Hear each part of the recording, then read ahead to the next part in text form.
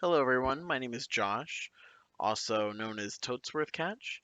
I was able to duo a Groudon on my two accounts, and I just wanted to give a brief overview of how I was able to determine that this was possible, as well as some tips for when Mewtwo comes out this Thursday.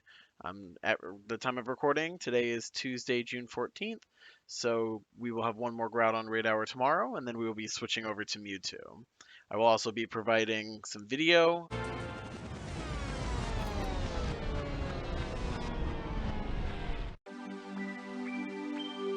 of the duo for Groudon, and I will put the video separately on this channel as well. So I did first want to point out that there is a website called Pokebattler. So if you go to Pokebattler, you're able to see what raid bosses there are. Right now it's just showing Mewtwo since it is about to switch to Mewtwo. I can scroll down in order to see the raid situations that are set in place. If I choose tier 5, it will choose Groudon. Right now I have a no dodging strategy, which I generally like to use because it gives me a more accurate idea of how much damage the raid boss is going to do to me in case I can't dodge. However, you can also change the strategy here in order to show that you're dodging a certain amount of the time. Additionally, you can sort by the attacker levels. Of course, level 50 being the highest level, level 40 being the previous highest level before XL candies were introduced. You can also change the weather and the level of your friendship. So, of course, best friends this season get an increased damage bonus compared to other seasons. Now, I'm going to go ahead and click Find Best Raider looking for Groudon here. We can see that Groudon's shiny eligible per this screenshot up here. You can also change what movesets it has and the weather as well. So right now at level 40 in extreme weather, I'm showing 2.20, meaning that if I just had infinite of this Blastoise, it would take about 2.2 trainers to beat this raid boss. Now, of course, you obviously can't use only Mega Blastoise. I mean, unless you were to jump out and revive, but you can't have a team of 6 of Mega Blastoise, so the number might be a little overinflated. But that's okay. We can see here that this being 2.2 means that in extreme weather, at level 40 anyway, there's no way that I can go ahead and duo the Groudon. But let's go ahead and jump to level 50 and see what it is at level 50.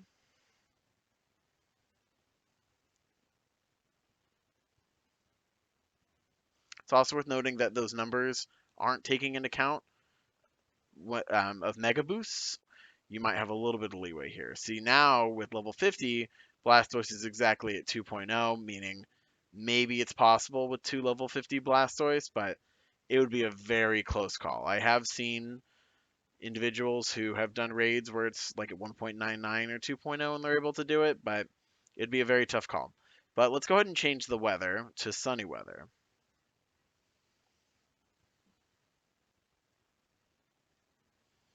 Perfect. So now in sunny weather, we can see that Venusaur is 1.77 for Mega Venusaur, and Zarude is 1.79, Shadow Tangrowth is 1.94, and this Pokemon that no one has yet, Shaman Skyform, is 2.0. So these three Pokemon you could potentially duo this raid boss with. Now, what I did in my video is I was only using two Mega Venusaur, and I was exiting the raid and rejoining whenever it was to faint. So I created a battle party, and the battle party only had the Mega Venusaur in it. And what this allowed me to do was it allowed both of the Mega Venusaurs to get the Mega Raid boost to each other. Normally, your Mega Pokemon will not get a Mega Raid boost if it's the only Mega Pokemon on the field. So, let's say I'm using a Mega Venusaur and all my friends are using Zarude. The Zarudes will get the 30% increase in damage, but my Mega Venusaur won't. But if we are both using Mega Venusaur at the same time, then my Mega Venusaur will also get the boost. So this really helped a lot. Now, I don't have enough XL candy to make a Zarude, and I don't have a good Shadow Tangrowth, so of these three, Mega Venusaur is the only one that I have. Now, thankfully for me, the move set was Dragon Tail and Solar Beam. Now, this makes Mega Venusaur, and it actually makes a lot of other grass type Pokemon a lot more viable because they resist the Solar Beam. So I could have also used Rose Raid, which I do have a level 50 Rose Raid, but I just used the Mega Venusaur just to ensure for the Mega Boost, and I finished with about, I believe it was about 50 seconds left. So I would recommend you use Pokebattler to determine whether you may or may not be able to duo a raid or trio it. A question I see a lot is how many trainers does this take? And of course, it depends on your Pokemon and your counters and the weather and et cetera, et cetera. But this is a good way to get a base idea. Can I attempt the duo? Do I need a trio?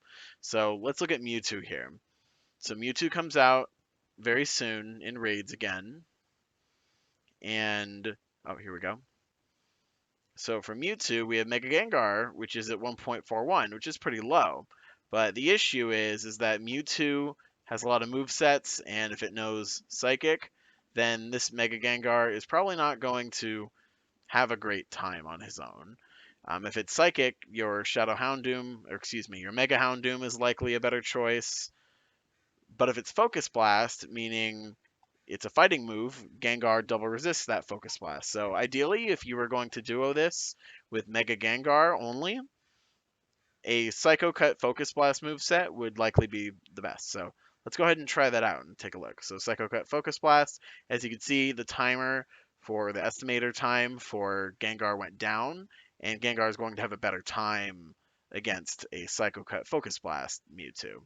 But let's say that it is Psycho Cut. Actually, yeah, let's say it's Confusion Psychic. So this is the moveset that Gengar would like the least.